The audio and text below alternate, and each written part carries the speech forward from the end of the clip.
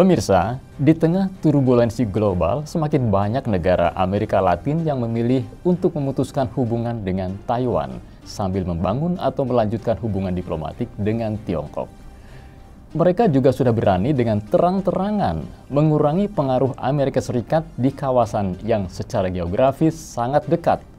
Salah satu negara yang paling lantang menyuarakan perlawanan terhadap Amerika Serikat khususnya terkait dominasi dolar adalah Brasil.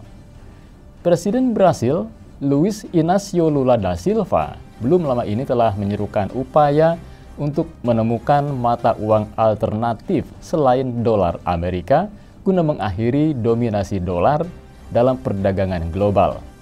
Presiden yang akrab disapa Lula itu menyampaikan seruan tersebut dalam KTT untuk Fakta Pembiayaan Global Baru atau New Global Financing Pact di Paris, Prancis pada Jumat 23 Juni 2023 yang lalu.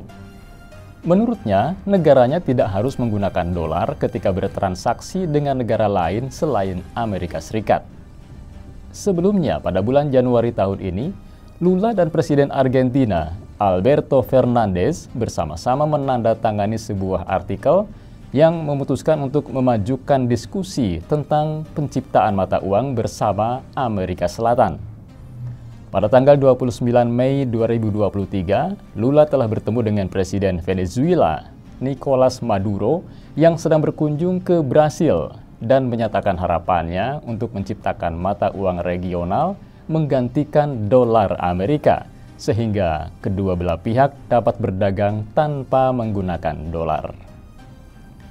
Lula juga telah mengusulkan pembentukan mata uang bersama Amerika Selatan untuk mengupayakan otonomi negara-negara di kawasan tersebut dalam hubungan ekonomi dan perdagangan pada pertemuan puncak Uni Negara Amerika Selatan atau UNASUR pada 30 Mei 2023.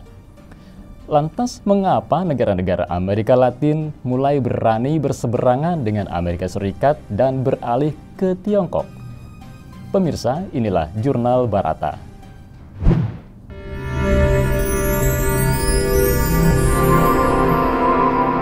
Jurnal Barata. Harus diakui, Amerika Latin memang telah berubah.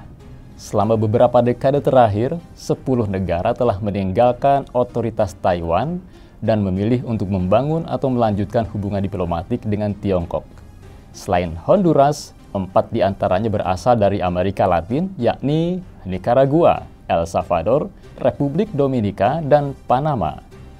Tentunya ada satu negara tidak senang dengan dinamika ini, yaitu Amerika Serikat. Sejak awal, Amerika menganggap dirinya sebagai kekuatan dominan di belahan bumi barat dan menentang negara manapun yang dianggapnya mengganggu pengaruhnya. Bahkan Amerika menganggap Amerika Latin sebagai halaman belakangnya. Sikap arogan inilah yang sejatinya tidak disukai oleh negara-negara Amerika Latin. Tapi hari ini, di saat Amerika Serikat menggunakan Taiwan untuk menekan pembangunan Tiongkok, negara-negara Amerika Latin justru tidak mengikuti. Mereka melihat Tiongkok sebagai mitra dagang utamanya dan memutuskan hubungan dengan otoritas Taiwan. Alhasil, halaman belakangnya terbakar dan Amerika Serikat nampaknya tidak mampu memadamkannya. Amerika Serikat malah menuduh Tiongkok memberikan janji palsu ketika Honduras bersiap menjalin hubungan diplomatik dengan Tiongkok. Bahkan pada tahun 2018, mantan Menteri Luar Negeri Amerika Serikat, Mike Pompeo, memperingatkan Panama untuk tidak berbisnis dengan Tiongkok karena apa yang disebutnya sebagai aktivitas ekonomi predator. Tapi tuduhan tersebut justru bertolak belakang dengan fakta yang sebenarnya. Mantan Duta Besar Amerika Serikat untuk Panama, John Feely, mengungkapkan bahwa dirinya merasa frustrasi dan tidak berdaya selama menjalankan tugasnya, lantaran pemerintah Amerika Serikat tidak dapat menghidupkan minat perusahaan-perusahaan swasta Amerika Serikat untuk menanamkan modal di Panama. Portal Al Jazeera bahkan membuat perbandingan yang menarik. Amerika Serikat menghabiskan hampir 3 triliun dolar atau sekitar 45.000 triliun rupiah untuk perang di Afghanistan dan Irak. Lalu 55 miliar dolar Amerika atau sekitar 825 triliun rupiah dihabiskan untuk mendukung Ukraina hanya dalam beberapa bulan saja. Tetapi di Amerika Latin, Amerika Serikat hanya mengalokasikan kurang dari 2,2 miliar dolar Amerika atau sekitar 33 triliun rupiah sepanjang tahun 2022. Meskipun hampir seperlima orang Amerika adalah keturunan Amerika Latin dan Karibia.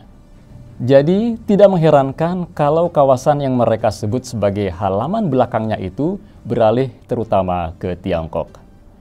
Di Amerika Latin, popularitas pembangunan bersama di bawah naungan prakarsa sabuk dan jalan dengan Tiongkok semakin meningkat. Salah satu buktinya adalah kunjungan Menteri Perdagangan Argentina ke Tiongkok beberapa waktu yang lalu. Kedua negara telah menandatangani rencana kerjasama berdasarkan Inisiatif Sabuk dan Jalan atau Belt and Road Initiative (BRI). Ini merupakan hasil lanjutan kerjasama Tiongkok-Argentina setelah Argentina resmi bergabung dalam BRI pada bulan Februari 2023 yang lalu. Pemirsa, menurut data statistik terbaru, sejauh ini sudah 21 negara Amerika Latin yang bergabung dalam BRI. Prakarsa BRI semakin disambut baik di Amerika Latin karena telah mendatangkan keuntungan nyata bagi rakyat mereka melalui kerjasama yang luas dan mendalam. Kini, Tiongkok telah 10 tahun berturut-turut menjadi mitra dagang terbesar kedua bagi Amerika Latin. Salah satu dampak langsung dari BRI adalah meningkatnya volume perdagangan Tiongkok dengan Amerika Latin. Pada tahun 2022, nilai dagang Tiongkok Amerika Latin mencetak rekor sebesar 485,79 miliar dolar Amerika atau sekitar 7.287 triliun rupiah. Selain itu, sejumlah proyek BRI di daerah-daerah terpencil negara-negara Amerika Latin juga telah secara langsung mendorong pembangunan dan lapangan kerja sekaligus memperbaiki kehidupan rakyat di sana. Dan yang terpenting, BRI telah mendatangkan energi baru bagi pembangunan negara-negara Amerika Latin, sekaligus meningkatkan kemampuan pembangunan sendiri. Tokoh-tokoh Amerika Latin berpendapat bahwa BRI tidak bersifat wajib dan tidak disertai syarat politik, melainkan memberikan pemikiran dan pola baru pembangunan. Faktor-faktor itulah yang membuat mereka nyaman bekerja sama dengan Tiongkok. Pemirsa, ketika menghadiri peresmian kedutaan Tiongkok di Honduras, Menteri Luar Negeri Honduras, Eduardo Enrique Reina, mengatakan bahwa Presiden Castro ingin agar kedaulatan dan keputusan internal mereka dihormati dalam setiap kerjasama internasional. Mereka juga ingin bisa menentukan nasib sendiri tanpa campur tangan negara lain, dan semua itu bisa diberikan oleh Tiongkok. Jadi wajar dong kalau negara-negara Amerika Latin mulai meninggalkan Amerika Serikat dan beralih ke Tiongkok. Pemirsa, demikian Jurnal Barata kali ini. Saya Endro dan tim redaksi Barata Online City Loving and Living mengucapkan terima kasih dan sampai jumpa. Demikian Jurnal Barata.